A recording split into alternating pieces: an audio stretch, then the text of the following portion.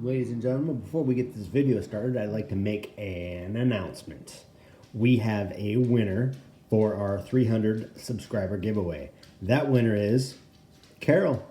Carol in Arkansas. You are the lucky winner of all these rocks. But before we get on to the video, I have one last thing to do. This fella right here. I'm gonna miss you most of all. Hang on, give us a moment. Okay, we're ready. Lucky Carol. I'll go ahead and grab your information, and then all of these, including this one. I might miss this one most of all, though. I don't know. It's hard to say. All right, I'm gonna miss them all. Anyway, let's get on with this video, and Carol, I'll be in contact. Congratulations. Hey everyone, it's Chris at Lion Punch Forge. Today, I'm gonna do a little introductory to soldering. Because I'm in the middle of working on a project, I figured I would go ahead and do a little filming, show you how I do it, introduce you to maybe some soldering technique, and go from there. So, before we get too far into this, as usual, please like, subscribe, and give me a thumbs up or a thumbs down. But if you do like what you see, there's a little subscribe button, probably right here today. I know it changes, but right here. I'm gonna guess right here. So, all right. So what this is a fairy die from Kevin Potter and a cherry blossom from Kevin Potter.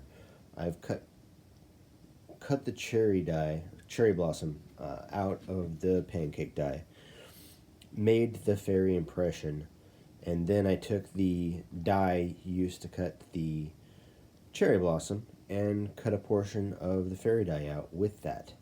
So I'm going to solder the two together. This is my first time doing it, and I'm going to do it on camera, so if I screw up, hey, you get to see that I make mistakes too. So let's go ahead and get this started. I've already placed the solder on the copper. I'm using a solder-based for copper. I buy it from a company called Rings and Things. It's by far my favorite copper solder. So what I'm going to do here is I'm going to put a little bit of flux everywhere where I want that solder to go. Sometimes I'll take my brush, put it over, and drip some out. I don't want it to go there. I want it to go here. Good. Should be enough.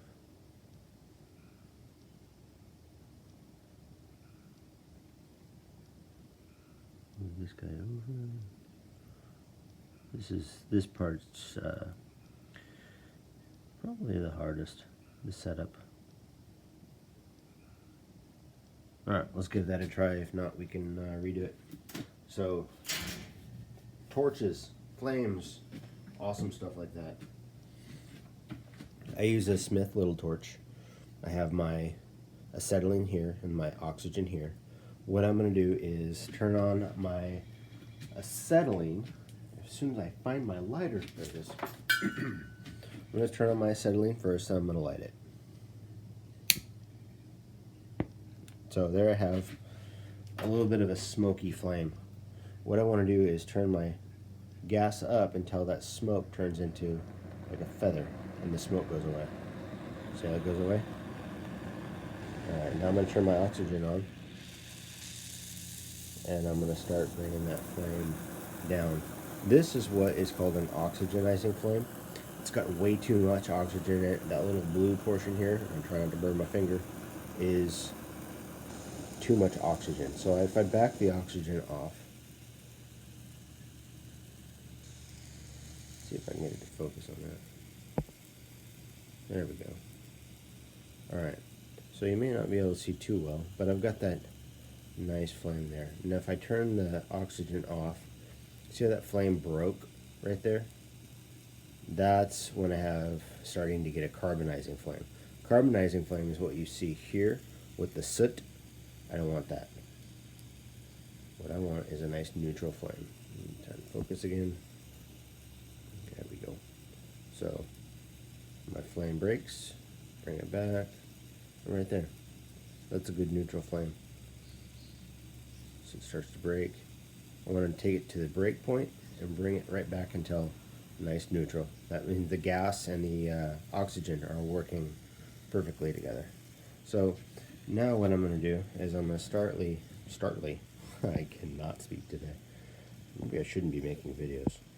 But what we're going to do is start bringing that flame and just warming up all the pieces. You have to be careful because in this process the solder will jump around, jump around when the flux starts to bubble.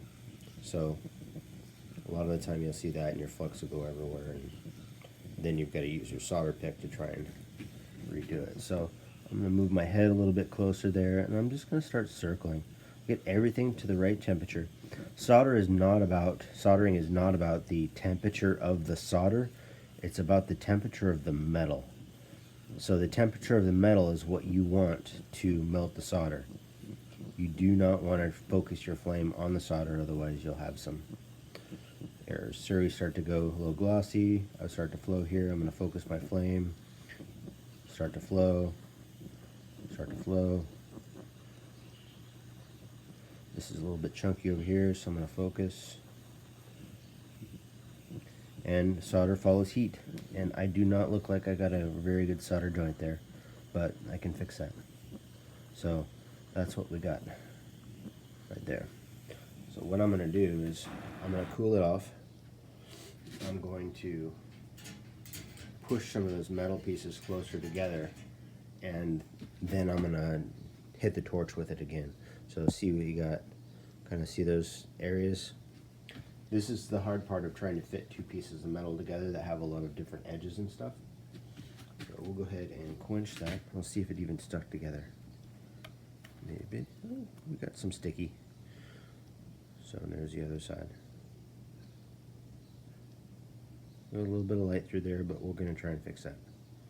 Alright, we're going to go off camera and maybe do something else. Alright, so this attempt looked like this. I'll be honest, I hate it. So I'm going to do all this work all over again, and then we're going to come back to about this point. Essentially, that's how you solder though. You want nice, tight joints. You want the metal to be at the right temperature. You're not trying to heat up the solder. You're trying to heat up the metal. The metal is going to melt the solder, and then the flux is going to help that solder flow where you want it to. In this one, where you can see those air gaps in there, that is because the areas in which I have joined my metal together had too large a gap. Solder will not fill gaps. It will join two pieces of metal together, but it will not fill gaps. So we're going to go ahead and I'm going to make a video out of this so you guys can see what not to do, some of the failure points of soldering. And you know what, this happens to all of us. I may make some pretty stuff, but you know, I make some pretty good scrap too. So we'll figure out what to do with this later. But I'm going to start over. We'll see what we can do, and then we'll go from there. Alright, so here's my fix. This was my first one. I decided to cut out or use the pancake die to do that. I decided this time to do something a little bit different, and I'll tell you why. This piece, as it's joined, is only joined by that line. And that line has to be perfect all the way around in order for that solder to work. So if any portion of this fails or isn't soldered, this piece becomes weaker, and that's the last thing I want. I don't want a weak piece, so nobody wants a weak piece. Alright, so what I've done is I've taken the die and I've pressed, see if I can get this to fit right. Maybe I gotta stand up to do this. I can't see what I'm doing. So right there, it's pressed in. I have an impression that I can go off of. I may press it one more time just to make sure, but that's what I have. And then that way I have all of the metal on the backside that's going to join with this and create a stronger joint. And I know that since it's pressed, that's nice and close together. And it creates a beautiful layered look. So, yeah, let's go ahead and clean that up.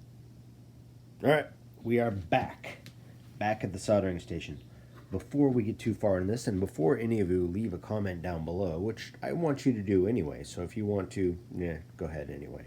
But if it's a comment about this, you are absolutely correct. Chris, you failed to follow proper pickling procedures.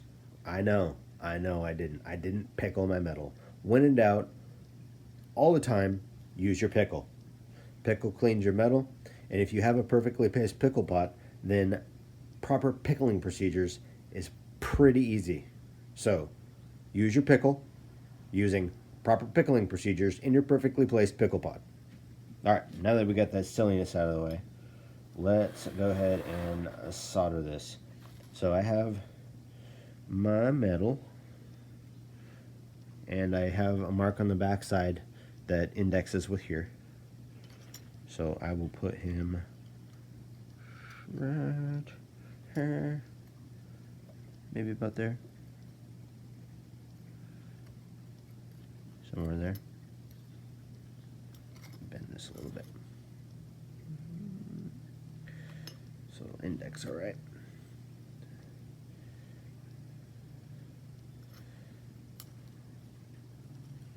All right. So now we have that.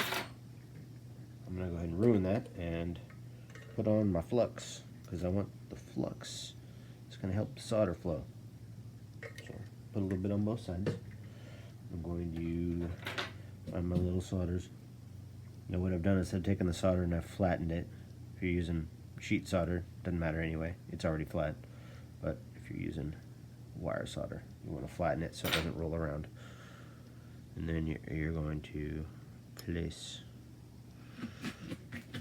your perfectly pickled piece of metal about where you want it.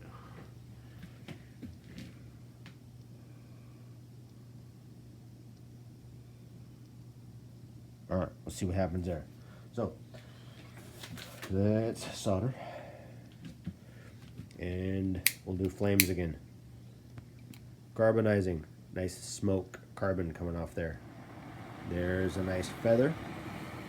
And then bringing it down to right there. Neutral. See if I can zoom for you.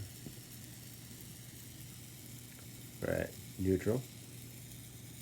And somewhere. And then we'll do oxygenizing. Watch that tip. See a little tip there? Nice and bright, little tiny. Bring that up. Wait for that little tip to break. And as that tip breaks and creates more of an orange tip of the flame, you want to back your gas off a little bit so that you have a perfect neutral flame. Alright. Heating up the metal. Again, it's going to bubble that flux a little bit. It shouldn't adjust my metal at all with the bubbling. There's not a lot of flux on there, just where I need it. You see the flux coming out. Nice and bubbly. I'm heating up. I'm just going in little circles all the way around my metal. You can go figure eights. But what you're going to see is that metal is going to drop as soon as that metal gets to the right temperature. And the solder will flow. I'm going to get down here so I can look. And I'm just circling. Remember, it's the temperature of the metal, not the temperature of the solder. You want to worry about the metal temperature. We're close to a drop. And you can see the solder flowed. So I'm going to do that. And then, alright, let's clean that up and see what we got. Flow, solder flow. Alright.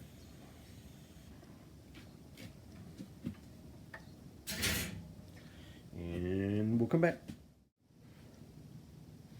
Alright, here we are back with the finished pendant. I've set the stone, I've done the soldering of the bezel, and all that fun stuff. I'm gonna save soldering bezels for another video because it's its own thing.